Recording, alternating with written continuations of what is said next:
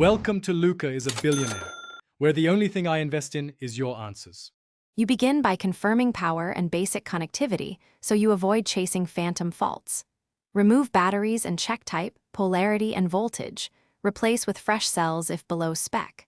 While the unit is open, inspect terminals, connectors, and the main power switch for corrosion or loose tabs because poor contact mimics deeper failures. Use a multimeter to perform a continuity and voltage drop check. Once you see power present at the control board, you're ready to move into signal and coil diagnostics. Next, focus on the coil and the detector's electronics because most faults hide there.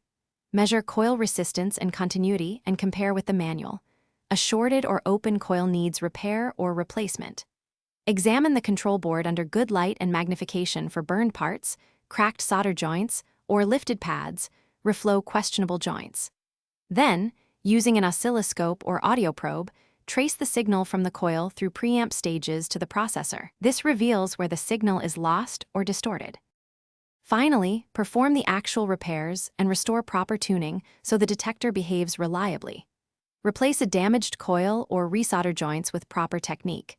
Secure mechanical fixes with epoxy and protect exposed wiring. Once hardware is stable, power up and perform a factory reset. Then run sensitivity and ground balance calibration following the manual because precise tuning restores target discrimination. If problems continue, swap suspect modules one at a time or compare.